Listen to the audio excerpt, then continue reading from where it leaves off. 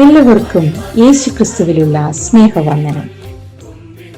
പവിത്രമായ ഒരു നോമ്പ് കാലത്തിലൂടെ നാം കടന്നുപോയിക്കൊണ്ടിരിക്കുമ്പോൾ വലിയ നോമ്പിന്റെ 31-ാം ദിവസമായി ഇന്ന് ധ്യാനത്തിനായി എടുത്തിരിക്കുന്ന വിഷയം യഥാർത്ഥ ശിഷ്യരുടെ പ്രതിബദ്ധത, the commitment of A true disciple.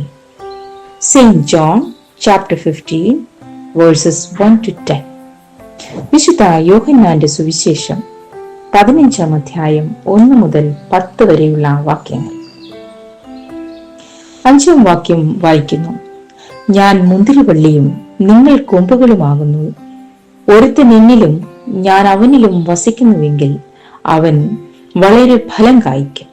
എന്നെ പിരിഞ്ഞ് നിങ്ങൾക്ക് ഒന്നും ചെയ്യുവാൻ കഴിയുകയില്ല. കർത്താവിന്റെ യഥാർത്ഥ ശിഷ്യരാക്കുവാൻ ആർക്കാണ് സാധിക്കുക? ഇത് മുന്തിരിച്ചെടിയുടെ ഉപമയിലൂടെ വളരെ മനോഹരമായി സുവിശേഷകൻ നമുക്ക് പറഞ്ഞു തരികയാണ്. ഉടമസ്ഥനും മുന്തിരിച്ചെടിയും അതിന്റെ ശാഖകളും എപ്രകാരമാണോ ഒന്നായിരിക്കുന്നത്, അപ്രകാരമാണ് ദൈവവും മനുഷ്യനുമായുള്ള ബന്ധം.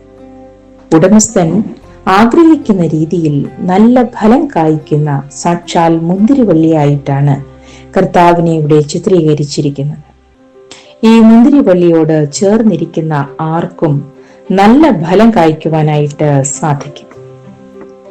ഇവിടെ 2 തരം കൊമ്പുകളെ കുറിച്ച് പറയുന്നു: ജീവനുള്ള കൊമ്പുകളും ജീവനില്ലാത്ത കൊമ്പുകളും.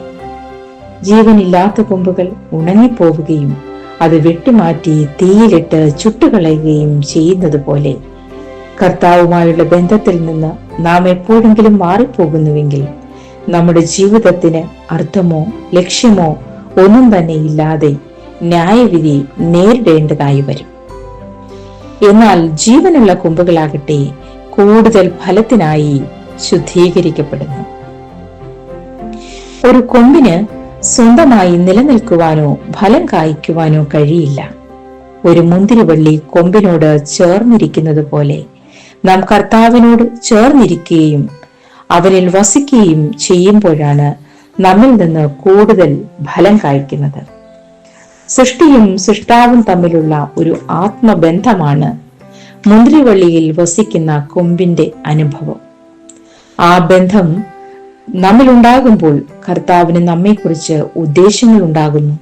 അവൻ നമുക്ക് വാഗ്ദാനങ്ങൾ നൽകുന്നു. നിത്യജീവന്റെ ഫലങ്ങൾ പുറപ്പെടുവിക്കുവാനായിട്ട് കർത്താവ് നമ്മെ തിരഞ്ഞെടുക്കുമ്പോൾ അവൻ നമുക്ക് തരുന്ന വാഗ്ദാനങ്ങളാണ് പ്രാർത്ഥനയ്ക്കുള്ള മറുപടി.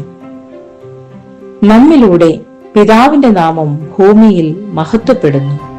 ഒരു വിശ്വാസിക്ക് ലഭിക്കുന്ന പൂർണ്ണമായ സന്തോഷം. ഇവിടെയാണ് നമുക്ക് യഥാർത്ഥ ശിഷ്യരായി മാറുവാൻ സാധിക്കുന്നത്.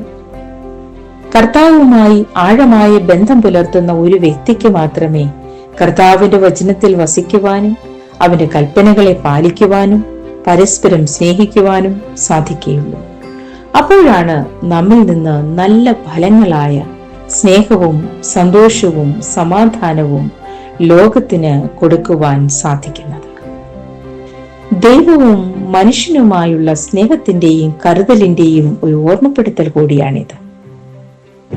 ഈ ബന്ധങ്ങൾ എല്ലാം ഉൾക്കൊണ്ട് ഈ ലോകത്ത് നല്ല ഫലം കായ്ക്കുന്ന ശാഖകളായി ദൈവം തമ്പുരാൻ നമ്മെ നിലനിർത്തിയിരിക്കുമ്പോൾ നമ്മുടെ ജീവിതവും സാക്ഷ്യവും നല്ല ശിഷ്യത്വത്തിന്റെ അനുഭവത്തിലൂടെ ദൈവനാമ മഹത്വത്തിന് ഇടയാക്കണം. കർത്താവേ, ഈ നോമ്പുകാലം ഞങ്ങൾക്ക് അങ്ങിൽ വസിക്കുവാനും അവിടുത്തെ സ്നേഹത്തിലായിരിക്കാനും അവിടുത്തെ കൽപ്പനകളെ അനുസരിക്കുവാനും ഞങ്ങളായിരിക്കുന്ന ഇടങ്ങളിൽ ഏറെ ഫലമുള്ളവരാകുവാനും ഇടയാക്കണമേ. ആമേൻ.